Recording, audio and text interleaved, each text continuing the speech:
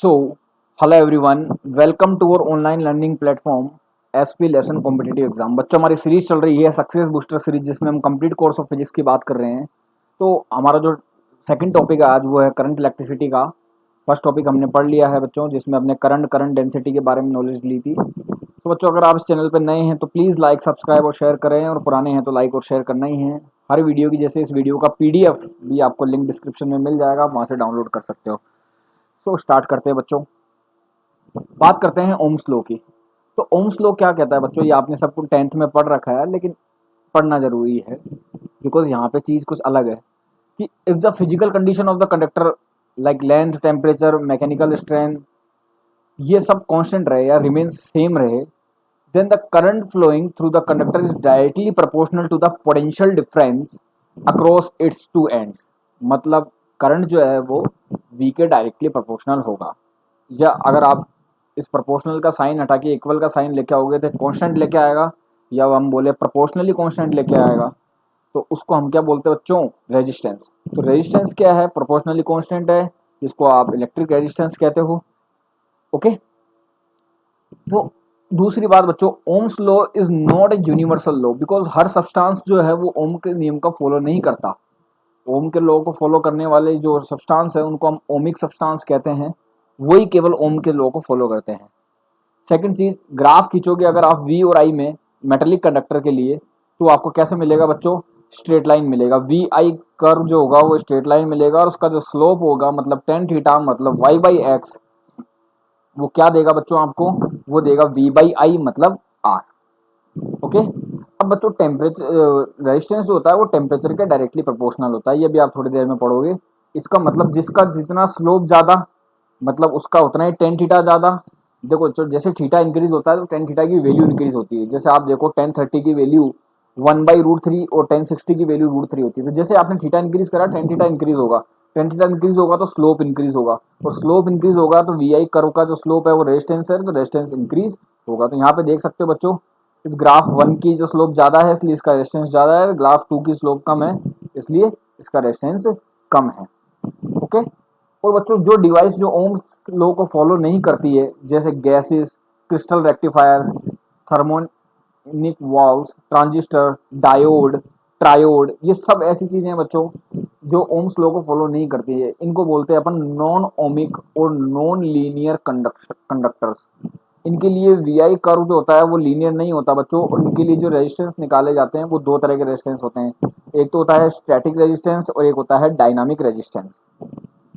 Okay, next चलते हैं बच्चों आगे। रेजिस्टेंस एक्चुअली में है क्या, रेजिस्टेंस क्या है बच्चों, वो किसी भी सब्सटेंस की प्रॉपर्टी है of which it oppose to the flow of current. बच्चों एक्चुअली में ये रेजिस्टेंस क्या करता है, करंट के फ्लो को रोकता है, मतलब करंट के फ्लो में रुकावट डालता है। ओके, फॉर्मूला ऑफ रेजिस्टेंस क्या है बच्चों, अगर किसी कंडक्टर की लेंथ एल है, एरिया ए है, एन क्या है, नंबर ऑफ फ्री इलेक्ट्रॉन्स है पर यूनिट वॉल्यूम, और टॉ क्या है, relaxation time. Then resistance of conductor आपको पता है R equal to rho L upon A आता है। रो को लिख सकते हो आप M upon N E square tau, जैसा कि हमने कल पढ़ा था, और L by A where rho is the resistivity of the material of the conductor. Unit dimension की बात करें बच्चों, इसका जो यूनिट है ऐसा यूनिट वोल्ट पर एम्पियर, या आप इसको ओम भी बोलते हो। एक ओम जो होगा वो किसके इक्वल होगा बच्चों, एक volt divided by 1 ampere.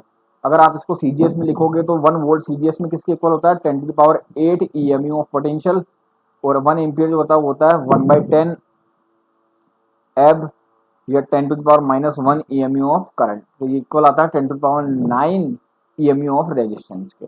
Dimension formula अगर आप निकालोगे वो आएगा m1L2T-3 A-2। तो डिपेंडेंस ऑफ रेजिस्टेंस की बात करते हैं बच्चों। Resistance of the conductor depends upon the following factors. सबसे पहले लेंथ पर डिपेंड करता है, लेंथ के डायरेक्टली प्रोपोर्शनल होता है ये। ओके, और एरिया के, क्रॉस सेक्शनल एरिया के इनवर्सली प्रोपोर्शनल होता है। सेकंड बात करते हैं टेम्परेचर पे, तो रेजिस्टेंस जो होता है वो डायरेक्टली प्रोपोर्शनल होता है टेम्परेचर के। इसमें एक फॉर्मूला बनता है बच्चों कि अगर आर नॉट जो है या आर जीरो जो है, resistance of the conductor is 0 degree Celsius, और आर टी जो है resistance of conductor 80 degree Celsius, और अल्फा और बीटा क्या है, टेम्परेचर कोफिशिएंट ऑफ रेजिस्टेंस हो, तो जनरली जो फॉर्मूला आता है वो इक्वल्स टू आता है R T equals to R naught 1 plus alpha T plus beta T square. लेकिन ये कब है बच्चों, जब टेम्परेचर 300 डिग्री सेल्सियस से ज़्यादा है। लेकिन अपने कोर्स में क्या है, जनरली टेम्परेचर अपन या तो 300 डिग्री सेल्सियस से कम मानते हैं या 300 डिग्री सेल्सियस के इक्वल मानते हैं। तो आर टी किसके इक्वल आता है, R T equal to R naught 1 plus alpha T. यहाँ से अल्फा निकालोगे तो किसके इक्वल आएगा बच्चों, R T minus R naught divided by R naught into T के। दूसरा कंसेप्ट आता है, अगर R1 R2 रेजिस्टेंस है जिनका टेम्परेचर दे रखा है T1 degree Celsius T2 degree Celsius, तो आप इजीली निकाल सकते हो R1 अपॉन R2 किसके इक्वल आएगा, 1 upon alpha T1 plus 1 upon alpha T2। Okay, अब जो अल्फा की वैल्यू होती है बच्चों वो डिफरेंट टेम्परेचर पर डिफरेंट होती है। ओके, तो टेम्परेचर कोफिशिएंट ऑफ रेजिस्टेंस, इस अल्फा को क्या बोलते हैं बच्चों, temperature coefficient of resistance average over the temperature range T1 degree Celsius and T2 degree Celsius given by, अगर आपको T1 T2 टेम्परेचर दिया हो और उस पर जो रेजिस्टेंस है वो R1 R2, तो आप अल्फा इजीली निकाल सकते हो R2 minus R1 divided by R1 delta T, delta T मतलब T2 माइनस T1। ओके, और जनरली फॉर्मूला जो आता है वो किसके इक्वल आता है, R2 equal to R1 1 plus alpha T2 minus T1। ये अप्रोक्सीमेट वैल्यू देगा बच्चों आपको। ओके, फिर बात करते हैं नेक्स्ट की बच्चों, इस टेबल में से नीट 2020 में सवाल आया है आपको पता हो तो, उसमें अल्फा की वैल्यू पूछी थी किसके लिए पॉजिटिव होती है, किसके लिए नेगेटिव, किसके लिए जीरो। ओके, तो इस पूरे लेक्चर में से एक क्वेश्चन तो फिक्स मान के चलो आप।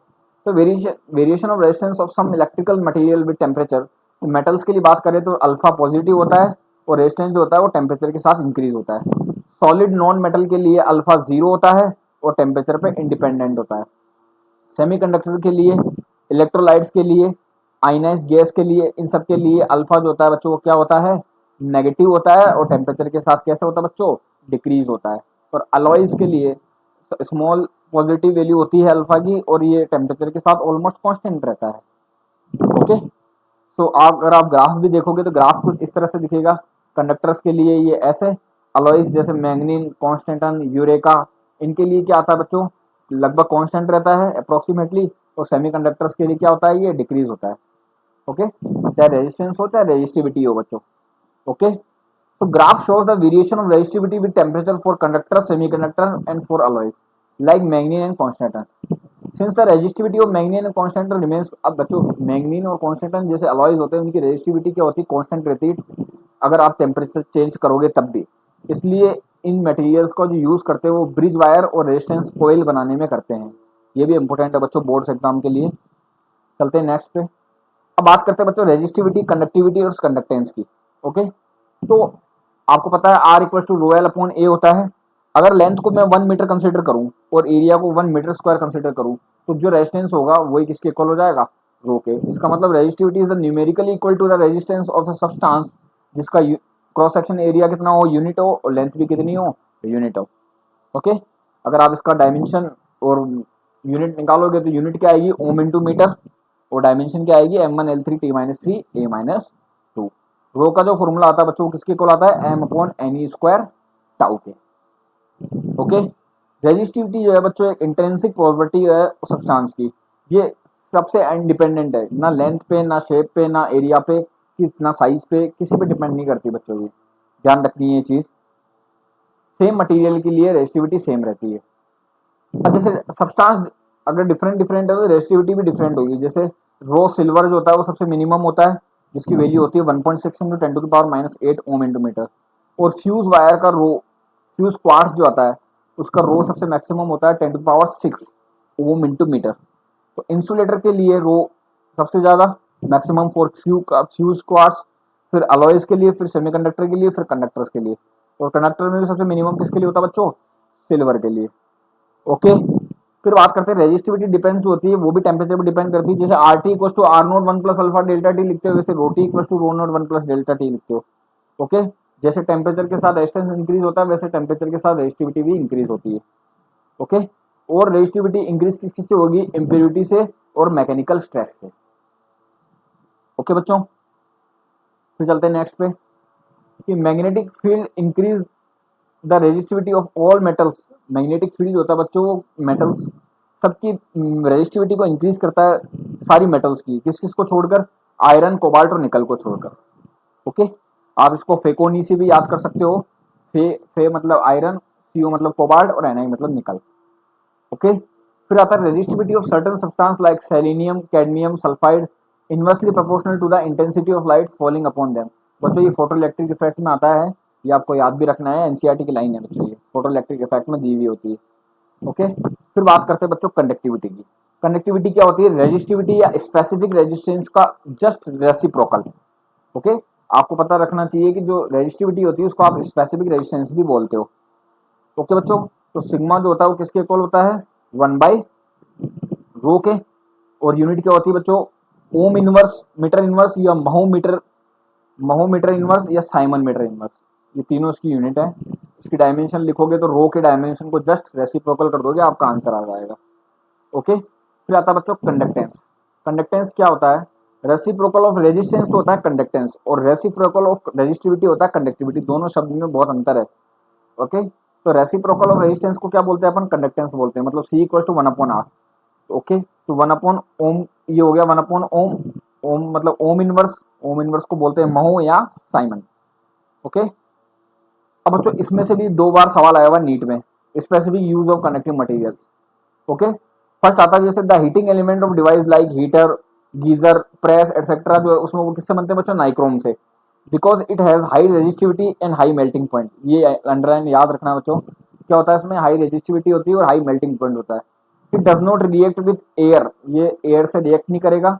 And acquires steady state when red hot at 800 degree Celsius. ये भी क्वेश्चन आया हुआ नीट में। फ्यूज वायर किससे बनता है बच्चों? टिन लेड अलॉय से। ये बच्चों याद रखना है आपको, ये फ्यूज वायर वाला सवाल नीट 2018 में भी आया हुआ है मेरे हिसाब से, 17 या 18 में, कि फ्यूज वायर जो होता है वो किससे बना होता है? टिन लेड अलॉय से मिलकर बना होता है। Because it has low melting point and low resistivity. Okay, किसकी वजह से बनाते हैं बच्चों इसको? बिकॉज टिन लेड अलॉय जो होता है बच्चों वो क्या होता है? उसके पास मेल्टिंग पॉइंट भी लो होता है, रेजिस्टिविटी भी लो होती है।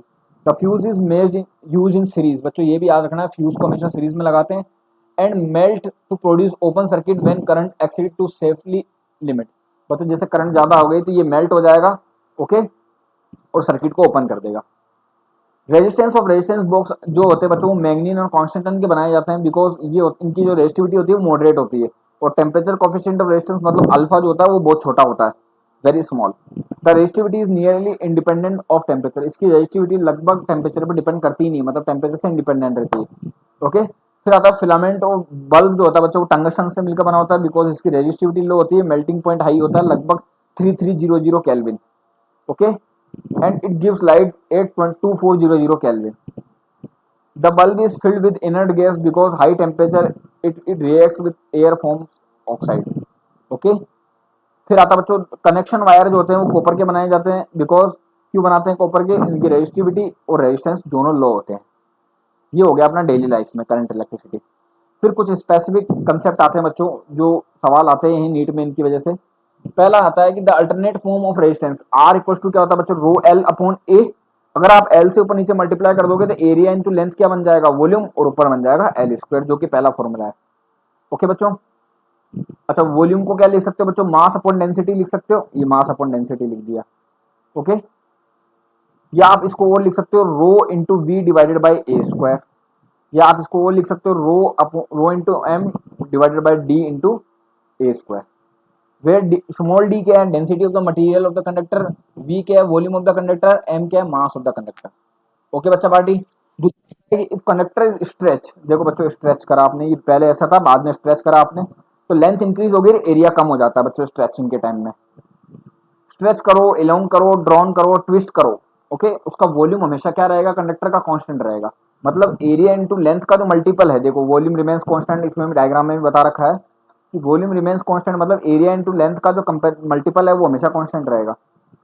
ओके बच्चों, आपको पता है कि R इक्वल टू क्या होता है? रो L² डिवाइडेड बाई V, ये अभी आपने पढ़ा है। तो R जो है वो डायरेक्टली प्रोपोर्शनल होता है L² के। ओके, बिकॉज वॉल्यूम कांस्टेंट रहेगा। फिर आता है बच्चों R जो होता है वो किसके इक्वल होता है? रो V डिवाइडेड बाई A²। तो अगर रो कांस्टेंट और वॉल्यूम कांस्टेंट तो R जो है 1/A² के प्रोपोर्शनल हो गया 1/R⁴, where R is the radius. Okay, in terms of mass बच्चों, ये लास्ट में क्वेश्चन डाला है मैंने इसमें इसी वीडियो में। टर्म्स ऑफ मास देखोगे तो R इक्वल टू प्रोपोर्शनल होता है L²/m। ये आपको याद रखना बच्चों, R जो होता है वो डायरेक्टली प्रोपोर्शनल होता है L²/m। इसका मतलब हमने देखा कि R जो है वो m/A² के या m/R⁴ के इक्वल होगा बच्चों। ये इन टर्म्स ऑफ मास हो गया बच्चों, ये इंपॉर्टेंट सवाल है। नेक्स्ट केस पढ़ते हैं। अगर स्मॉल चेंज हो रहा हो लेंथ में और रेडियस में स्ट्रेचिंग के टाइम पर, तो आपको डायरेक्टली फॉर्मूला यूज करना है percentage change in R, delta R by R जो होगा वो डायरेक्टली निकालोगे 2 डेल्टा एल बाई एल से, या डेल्टा आर बाई आर निकालोगे बिकॉज ए के इनवर्सली प्रोपोर्शनल है इसलिए माइनस आया है, तो delta R by R which is equal to -2 delta A by A. अगर रेडियस में लिखोगे तो कितना हो जाएगा बच्चों, इसकी पावर और आगे आ जाएगी पाई आर स्क्वायर से, तो ये आ जाएगा -4 delta R by R. Okay, फिर आता है in case of cuboid of dimensions, उसकी लेंथ डायमेंशन दे रखी है, लेंथ विड्थ और हाइट दे रखी है एल वी एच। ओके, ये आपको क्यूबॉइड दे रखा है बच्चों। तो अगर आप ए बी के लिए रेजिस्टेंस लिखोगे R A B, A B के लिए अगर आप रेजिस्टेंस लिखोगे बच्चों तो वो कितना आएगा, जैसे ए बी, ये ए बी के लिए लेंथ कितनी है एल। ओके, एरिया क्या लिखोगे बच्चों, फिर दो जो बच जाएगी वो एरिया है बी इंटू एच।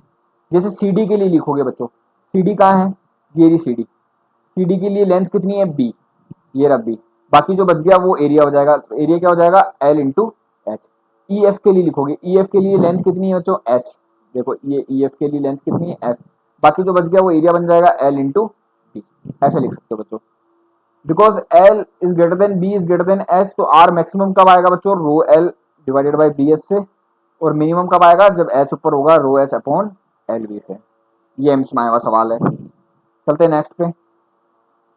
फिर आता बच्चों, अगर ये नीट 2013 आप जाके देख लेना, 0.5 जो है मैंने यहाँ लिखा हुआ है वो नीट 2013 का सवाल है बच्चों।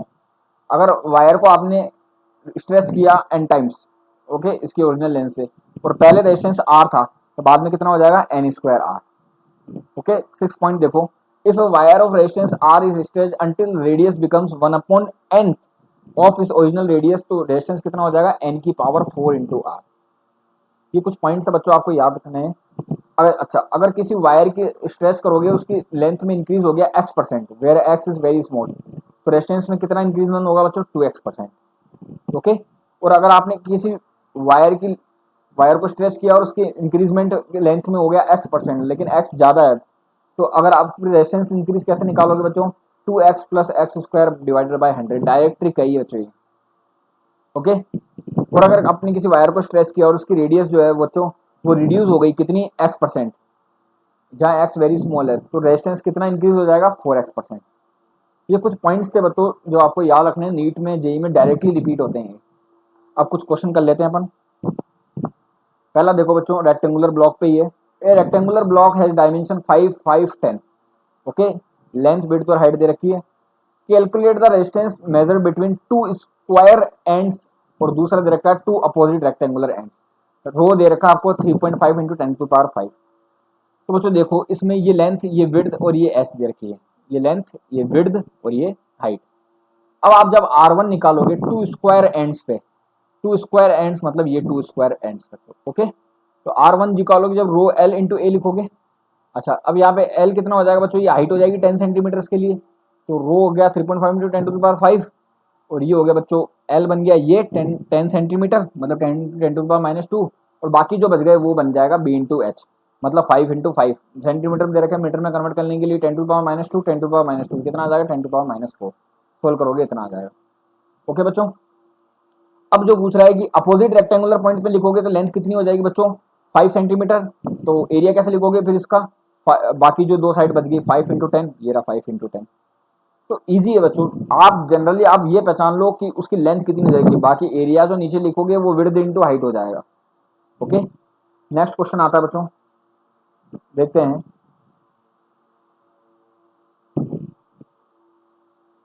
फिर आता है बच्चों, the resistance of iron wire is 10 ohm and alpha दे रखा है 5 इंटू 10⁻³ पर degree Celsius. If a current of 30 ampere is flowing 20 degree Celsius, keeping the potential difference across length constant. If the temperature increase 120 degree Celsius, what is the current flowing through the wire? अब बच्चों alpha क्या होता है, R2 minus R1 divided by R1 delta T. तो alpha कितना दे रखा है आपको, इतना, R2 मतलब R120 आपको निकालना है, R20 आपको दे रखा है। ओके, R20 10 दे रखा है, इन टेम्परेचर का डिफरेंस निकालोगे कितना आएगा बच्चों 100 आएगा। तो इससे R120 कितना मिल जाएगा आपको 15 ओम। फिर आप I = V/R से आप इनका रेशो निकाल सकते हो, ये आपका आंसर आ जाएगा 20 एम्पियर। चलते हैं नेक्स्ट कंसेप्ट पे बच्चों। सबसे best question, the VI graph for a conductor at temperature T1 and T2 are as shown in the figure. Okay, T2 minus T1 जो होगा वो किसके प्रोपोर्शनल होगा आपको बताना है। आपको पता है जो VI कर्व का जो स्लोप होता है वो क्या देता है बच्चों, आपको VI कर्व का स्लोप देता है आपको रेजिस्टेंस। ओके, आपको पता है जो R जो होता है वो डायरेक्टली प्रोपोर्शनल होता है टेम्परेचर के। इसका मतलब R क्या है, VI कर्व का स्लोप मतलब tan theta. Tan theta directly proportional होगा टेम्परेचर के। प्रोपोर्शनल का साइन हटा के अगर आप इक्वल लेके आओगे तो क्या आएगा, एक कांस्टेंट आ जाएगा KT। इसको इक्वेशन नंबर दे दिया 1। ये तो हो गया T1 के लिए। अगर आप T2 के लिए लिखोगे बच्चों क्या आएगा, ये हो जाएगा 90 माइनस थीटा बन जाएगा। अगर ये थीटा है ये पूरा 90 तो 90 माइनस थीटा हो जाएगा बच्चों एक्स एक्सिस से। तो ये हो गया R जो लिखोगे बच्चों दूसरे के लिए क्या आएगा, T2 के प्रोपोर्शनल होगा जो हो जाएगा 10 90 माइनस थीटा T2 के प्रोपोर्शनल हो जाएगा। कोट थीटा जो होगा विच इज इक्वल टू KT2। अब बच्चों इक्वेशन फर्स्ट में से इक्वेशन सेकंड को माइनस करोगे आप देखोगे तो KT2 माइनस T1 किसके इक्वल आ जाएगा, cot theta minus tan theta के। तो T2 minus T1 cot theta को क्या लिख सकते हो आप, cot cos upon sine. Tan को लिख सकते हो साइन अपॉन कोस। फिर आपने एलसीएम ले लिया साइन कोस, ये बन गया कोस का थीटा माइनस साइन का theta which is equal to 2 cot 2 theta. तो T2 माइनस T1 किसके प्रोपोर्शनल हो गया, कोट 2 थीटा के, मतलब ऑप्शन नंबर सी। चलते हैं नेक्स्ट क्वेश्चन पे। द VI ग्राफ दे रखा है बच्चों making an angle theta with V axis, मतलब वोल्टेज एक्सिस से थीटा दे रखा है। ये यहाँ से थीटा है, ये यहाँ से 90 माइनस थीटा हो गया बच्चों। टेन थीटा मत कर देना डायरेक्ट रेजिस्टेंस बच्चों, ये V एक्सिस से एंगल दिया हुआ है। V एक्सिस से एंगल दिया हुआ है इसका मतलब ये यहाँ से थीटा है। यहाँ से कितना हो गया, यहाँ से हो गया 90 माइनस थीटा। ओके, तो अगर आप इसकी स्लोप निकालोगे तो स्लोप कितनी आएगी, 10 90 minus theta which is equal to cot theta. तो मतलब जो रेजिस्टेंस देगा वो क्या क्या देगा आपको, कॉट थीटा। जनरली बच्चे देख के आंसर लगा देते हैं बच्चों 10 थीटा, नहीं ये एंगल दे रखा है आपको V एक्सिस से। ओके, चलते हैं नेक्स्ट क्वेश्चन पे। आपको बताना है इन दोनों में से टेम्परेचर किसका ज़्यादा होगा बच्चों, जिसका स्लोप ज़्यादा उसका रेजिस्टेंस ज़्यादा, उसका टेन थीटा ज़्यादा, उसका टेम्परेचर ज़्यादा। आपको दिख रहा है बच्चों इसका स्लोप ज़्यादा होगा सेकंड वाले T1 वाले का, इसका रेजिस्टेंस ज़्यादा होगा, स्लोप ज़्यादा होगा, टेन थीटा ज़्यादा होगा, मतलब टेम्परेचर ये ज़्यादा होगा, मतलब T1 is greater then T2, option number 1। फिर आता है from the graph given I end voltage V shown identify the portion corresponding negative resistance. Negative resistance कब होगा, जब स्लोप नेगेटिव आएगा। बच्चों CD पोर्शन को देखो आप, अगर आप इसके ऊपर एक टेंजेंट खींचोगे उसको देखोगे तो ये थीटा जो है वो 90 से ज़्यादा है, और जब थीटा 90 से ज़्यादा होता है तो टेन थीटा नेगेटिव आता है, और टेन थीटा नेगेटिव आएगा तो स्लोप नेगेटिव आएगा। कौन से पोर्शन में आएगा बच्चों, CD में। तो आंसर क्या जाएगा, C। ओके, देखो यहाँ पे ये एंगल जो है बच्चा ये क्या है, 90 से ज़्यादा है। देखो for portion CD, slope of the curve negative, resistance negative आएगा। फिर आता बच्चों एक क्वेश्चन और करते हैं। मेटेलिक वायर जो रेजिस्टेंस दे रखा 120 ओम 20 डिग्री सेल्सियस पे, find the temperature at which the resistance of same metallic wire 240 हो जाएगा, मतलब just 2 times. Okay, where the temperature coefficient दे रखा आपको 2 × 10⁵। डायरेक्ट फॉर्मूला लगाओगे वही वापस, alpha equals to R2 minus R1 divided by R1 T2 minus T1। ये पहले रख दिया 240, बाद में रख दिया 120, फिर रख दिया 120 T माइनस 220। ये अल्फा की वैल्यू रख दी 2 × 10⁻⁴। ओके, ये आप वैल्यू सोल्व करोगे बच्चों टेम्परेचर कितना आ जाएगा, 5020 डिग्री सेल्सियस। ओके, फिर आता बच्चों AIEEE 2003 का सवाल। आपने किसी सिलेंड्रिकल वायर के लेंथ इंक्रीज करी 100%, तो इसका डायमीटर में कितना डिक्रीजमेंट होगा, decrease the change in the resistance of the wire. तो अगर आप देखोगे बच्चों इनिशियल लेंथ 100 है, बाद में आपने 100% इंक्रीज कर दिया, मतलब कितनी कर दी, 200 कर दी। तो R डायरेक्टली प्रोपोर्शनल होता है बच्चों किसके, L के। तो लेंथ को आपने 2 टाइम किया बच्चों, ये 4 टाइम्स हो गया बच्चों। ओके, तो परसेंटेज चेंज निकालोगे तो कितना आएगा, R2 minus R1 divided by R1 into 100। Percentage change कभी भी निकालो क्या आता है, initial minus final, sorry final minus initial divided by initial into 100। Final कितना 4R1, इनिशियल कितना R1, initial divided by initial कितना R1 इंटू 100, तो कितने परसेंट का इंक्रीजमेंट हो जाएगा, 300% का। ओके, चलते हैं नेक्स्ट क्वेश्चन पे। ये आ गया बच्चों, मैंने अभी पढ़ाया था L²/m के प्रोपोर्शनल होता है। आपको लेंथ का रेशो दे रखा है, मास का रेशो दे रखा है, इजीली आप निकाल सकते हो L²/m से। ये मैंने पढ़ा रखा है पेज नंबर 11 पे, आप देख सकते हो बच्चों इसको। तो R1 R2 R3 का रेशो क्या आएगा, L1 divided by M1, L1² divided by M2, L3² divided by M3। Okay, तो कल अपन बात करेंगे बच्चों कुछ और टॉपिक्स के बारे में करंट इलेक्ट्रिसिटी में। तो please stay tune on the channel, like subscribe तो करना ही है बच्चों, आपको भूलना नहीं है 1% भी। शेयर करो उसको जितना हो सकता है। Thank you.